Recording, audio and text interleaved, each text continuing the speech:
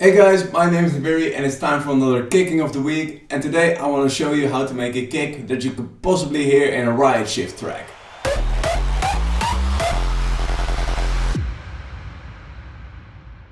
The kick that we're going to be talking about today is this one. And it's based around the first kick of Machinery from Riot Shift, because I got a question on how I would make those type of kicks, and that kick sounds like this. So I just sampled it so I could work around it and try to get a matching sound inside of FL Studio instead of having to go to Spotify or YouTube to listen to the original. But yeah, the first thing I really heard when I checked the original kick is that the punch sounded without lows, so that was really weird for me. Normally my punches have a lot of lows in there as well from the club kicks, but it has almost no lows in the punch, so I had to recreate that in a certain way. But if you listen to this punch, it has a little click on top of that bleep. We need to make it click a little bit more, so that was a little bit of a mystery to solve, and I want to show you that, and after that I'll just show you how I made the tail. The biggest difference in the tail is that they somewhat use some noise, I think, for the crunch of the tail. And if you look at the low end from the original kick, let's see, it has quite some harmonics over here. And if you look at my low end from my tail, it has a lot less, to be honest. So it only has the, I think it's the first and the third. So if I would redo this, I'd try to get some more harmonics in the low end. So let's talk a little bit about the punch first. And this punch, I made it in Serum, and it was quite hard because I don't normally make this bleepy type of kicks. So yeah, this is the sound that comes straight out of Serum. And you hear that bleep is in there, but it isn't as prominent as in the end result that we're going for. But yeah, just look through Serum like how I did it. I used the LN filter, I made an envelope over here, and I used this envelope to tweak some parameters to make it more punchy. So over here with the filter it comes down, let me see, over here as well with another comb filter it comes down to make it a little bit more punchy. I just used it a few times to create a little bit more of a punch, and I used the hyperdimension to just shape it a little bit different. Without that hyperdimension it sounds a little bit dry and flat, and with the hyperdimension it sounds more interesting.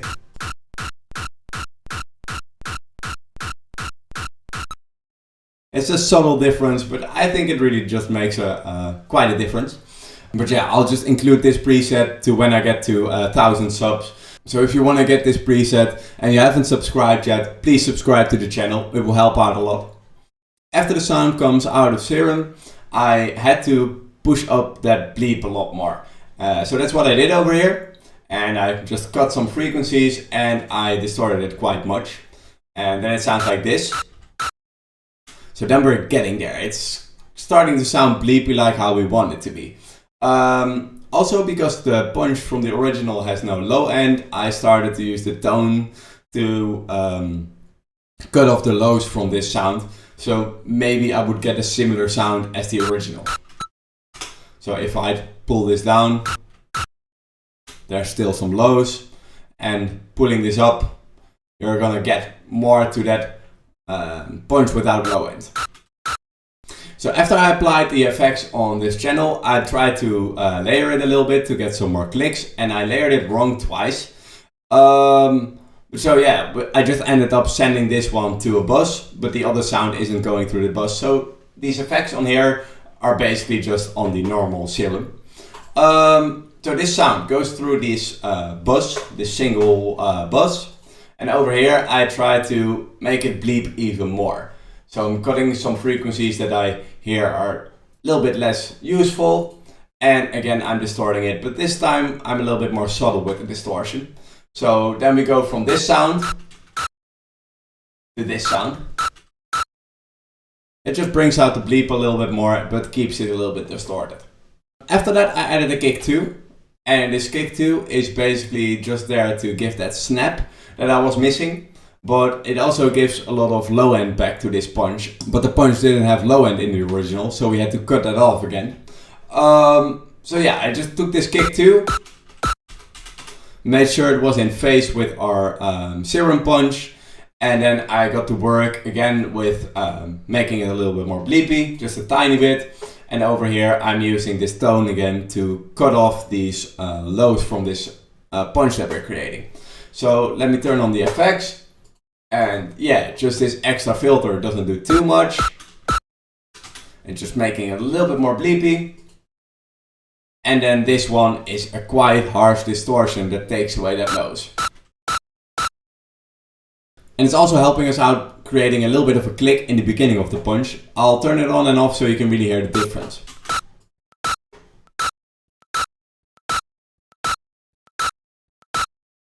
So although it doesn't have lows, it still sounds tight and powerful. So after this I exported the punch and I got to work on the tail. And this tail comes out of Serum as well, and I'll include that as well when we reach 1,000 subs. So on the Serum tail, it's again just making use of a bass sound and then scrolling to the waveform to get our crunch, making the filters move a little bit so it sounds more organic, and then I exported it. So after exporting that, I had to glue it to the punch, and after that we also need to add a more solid low end and give it a little bit more body with reverb and maybe some extra layering. So yeah, over here, this is the method I used to glue it to the punch. I just cut it off at the kind of the right moment and then used a little bit of extra automation to get it just right. And then we get this. And it's just a really, really bland version of the fine anal kick. And now we're gonna upgrade that with an extra low end. And this extra low end is just made in Serum as well.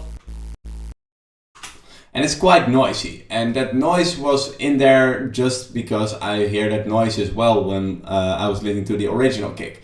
It just had that noisy character in the tail. So I thought maybe if I implement that in the low end layer, then we're gonna get a nice crunch for our tail. So I tried to put that in here and distort it quite much actually, and yeah, it just didn't sound as noisy as I wanted, but it did work nicely to make our tail fuller. Because if I pull this in there, we go from this empty tail to this way more fuller tail. So this sounds a lot more energetic in the lows. Then I added this reverb from the punch, and it's basically just a huge tail from reverb. But yeah, just shaping that up a little bit, I got this movement over here with the automation, and that helps a little bit to glue the punch and the tail together.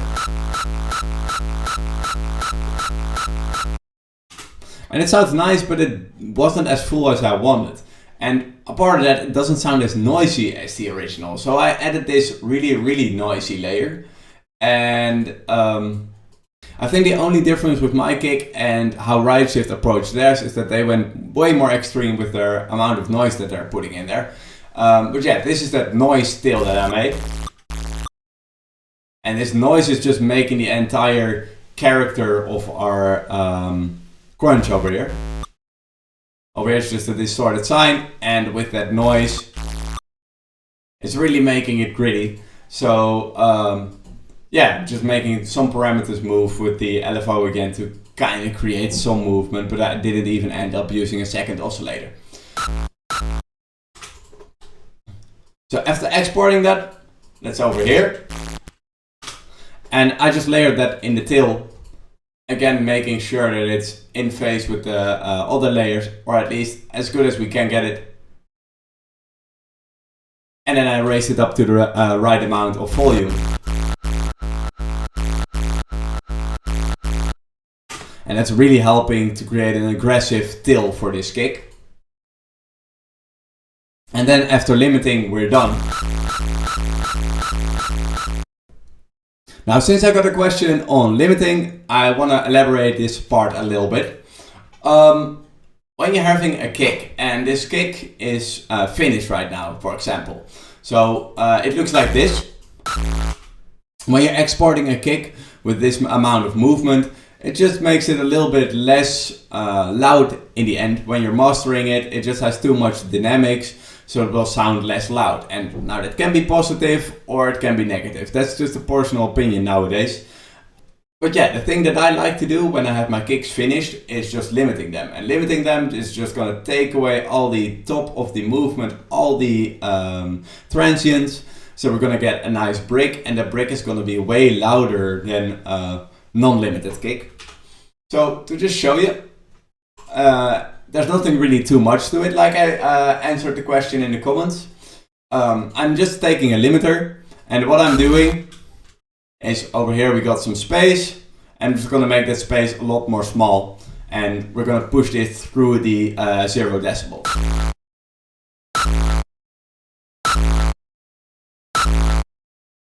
And now the only thing that you kind of need to be careful for is when you're going to pull it through the 0 decibels, it's going to be clipping. So I'm sorry if this is going to be sounding horrible, but yeah, this is going to be clipping a little bit. And it's just going to destroy your lows a lot more. So you kind of need to be careful for that. But it's just a method of making kicks louder. And then when you're kind of reaching a nice spot where it's taking off the transients from the tail and maybe a little bit from the punch, it's just making it a little bit more uniform. That's where I kind of stop.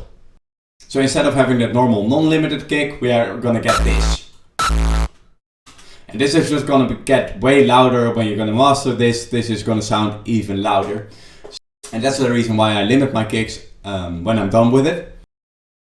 So yeah, that's how I made this kick. I hope you like this and you learned something from this, and hopefully I'll see you back soon again. Cheers!